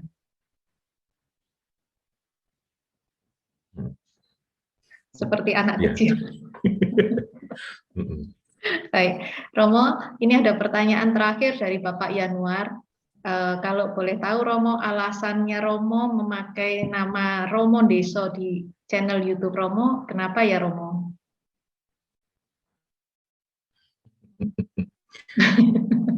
Ya karena memang saya ini orang desa. Tadi itu ada gambar ibu saya lagi masak, kan sudah bisa ketahuan itu kota apa desa. Ya, saya memang dari desa, biasanya juga selalu di desa, tapi juga dengan suasana atau dengan karakter yang cenderung ya memang tidak semua, ada orang desa juga yang apa ya, yang kampungan, yang yang juga sombong, urakan juga banyak. Tapi saya senang dan saya ingin menampilkan diri saya dalam semangat kesederhanaan itu. Dengan menyebut diri Romo Deso, saya ingin menjadi Romo yang nggak sombong. Saya ingin menjadi pastor yang ya beginilah apa adanya. Nggak selalu harus punya barang mahal, tapi barang sederhana, tapi bisa disyukuri. Ngertilah maksudnya itu ya, pokoknya hal-hal seperti itu. Menjadi warning lah untuk saya sendiri. Supaya jangan terlalu menjadi Romo metropolitan yang jempalitan. Ya, saya juga berharap Bapak-Bapak Ibu yang biasa nonton saya, mungkin sambil nonton sambil berdoa. Semoga Romo Abba tetap jadi Romo yang setia. Semoga Romo Abba tetap jadi Romo yang rendah hati. Aku mau itu. Ya. Nggak mau jadi yang aneh-aneh lah. Romo itu jadi harapan. Romo selebritis, Romo. Saya itu mungkin dilihat di YouTube begini, aslinya aku tuh kampungan banget. Romo, yang di YouTube tuh nggak asli. Ngomongnya Romo cakep kok.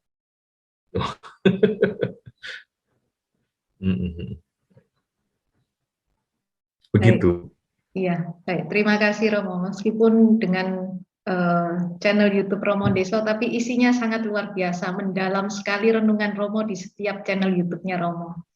Luar biasa. Semoga tetap setia Amin. menjadi Terima imam kasih. sampai akhir dan tetap rendah hati melayani Tuhan. Amin. Terima kasih. Romo, sebentar kami akan bacakan pengumuman. Dan setelah pengumuman, mohon doa dan berkat dari Romo sebelum pujian penutup ya Romo. Baik, Ibu. Iya, silakan Devi untuk pengumuman. Ya, baik Vera, terima kasih. Selamat siang Romo Abah, saudara-saudari, Bapak Ibu sekalian yang terkasih dalam Kristus. Berikut ini saya akan membacakan beberapa pengumuman untuk acara Bunda Kudus dalam pekan ini. Tanggal 16 Agustus 2022 pukul 10 WIB akan diselenggarakan secara hibrid, secara online dan offline di Catholic Center Surabaya dengan pembawa firman Romo Tri Budi Utomo atau Romo Didik dari Paroki HKY Surabaya. Dan tema yang akan dibawakan adalah kemerdekaan yang sejati. Pengumuman kedua, kursus Alkitab Dei Verbum diselenggarakan pada hari Kamis, tanggal 11 Agustus 2022 pukul 10 WIB bersama Pater Robi Wowor OFM dengan materi pengajaran pengantar umum surat-surat Katolik. Pengumuman ketiga, Bapak Ibu yang ingin mendengar ulang acara Bindoman dapat mengunjungi channel YouTube kami dengan nama Bunda Kudus.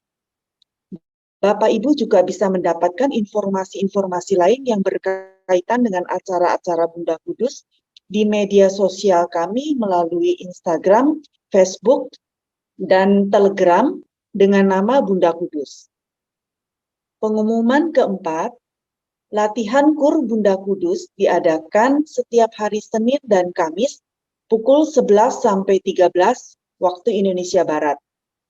Bagi ibu-ibu atau saudara-saudari yang ingin bergabung dalam pelayanan KUR Bunda Kudus, bisa menghubungi Ibu Lili Mokhtar dengan nomor WA 0817 566 668.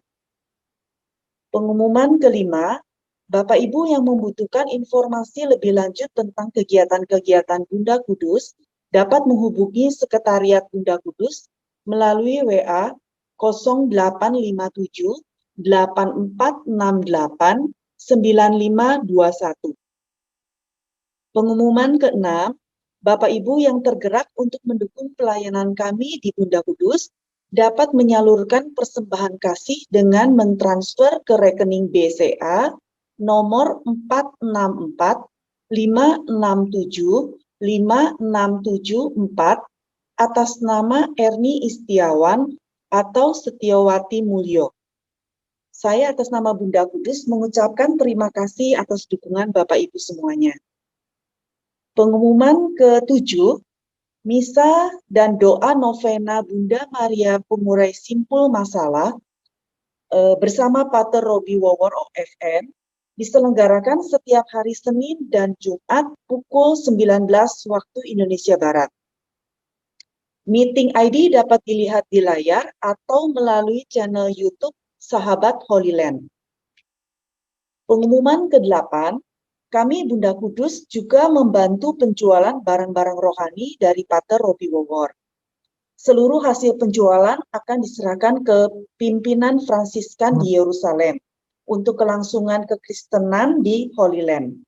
Mari kita membantu pelayanan Pater Robi dengan memesan barang-barang tersebut melalui Ibu Agnes dengan nomor WA seperti tertera di layar. Pengumuman ke-9, kami juga membantu penjualan buku-buku karangan Romo Bayu OP. Buku yang pertama, buku Santo Yusuf dengan judul Kebenaran yang Tersembunyi. Harganya 50.000.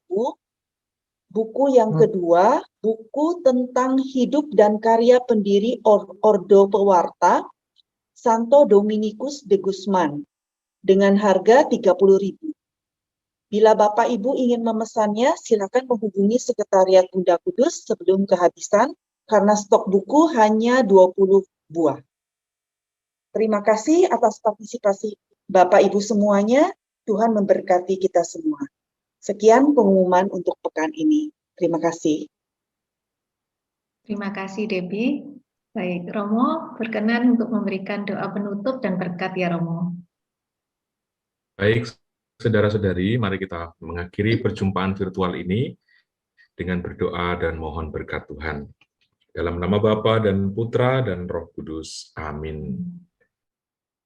Allah Bapa yang Maha Kasih, kami mengucap syukur untuk berkat-Mu dalam perjumpaan virtual ini. Kami sama-sama mencoba untuk mendalami kemuliaan-Mu, sehingga kami menjadi pribadi yang tidak takut, menjadi pribadi yang didorong oleh keyakinan bahwa Engkau mencintai, Engkau memperhatikan, Engkau mengasihi kami. Semoga keyakinan ini menjadi keyakinan dasar ya kami, yang membuat kami bergerak berdasarkan cinta, dan bukan karena ketakutan. Allah yang kudus, berkat-Mu kami mohon, tercurah untuk kami semua, untuk ibu-ibu, bapak-bapak yang hadir dalam perjumpaan ini. Berikanlah kepada mereka rahmat kesehatan yang mereka perlukan dalam menjalani hidup, agar persembahan diri mereka dapat semakin total, semakin optimal dan berkualitas. Ketika mereka sedang mengalami sakit, mengalami problem dalam keluarga, dalam hubungan dengan rekan-rekannya, dalam pekerjaan, dalam membina dan mendidik membesarkan anak-anak. Bantulah mereka agar jangan sampai persoalan itu membuat mereka terpisah dan jauh daripada-Mu. Allah yang Maha Kudus, karena itu kami mohon Engkau memberkati kami semua, menurunkan rahmat-Mu, perlindungan-Mu, dan berkat-Mu untuk perjalanan hidup kami, untuk kelompok ini pada hari-hari selanjutnya. Semoga pelayanan ini semakin menjadi berkat bagi semakin banyak orang, sehingga nama-Mu semakin dimuliakan. Allah yang kudus, curahkanlah berkat-Mu atas kami semua, dalam nama Bapa dan Putra dan Roh Kudus. Amin. Terima kasih banyak, Romo Abah. Baik, terima kasih juga Tuhan memberkati. semua. Tuhan memberkati. Terima kasih. Kita lanjutkan dengan pujian dari tim KUR Bunda Kudus. Ya, silakan Cik Ervin. Ya, terima kasih Romo untuk waktunya. Nanti ketemu di YouTube. Mari teman-teman kami persilahkan untuk membawakan pujian penutup.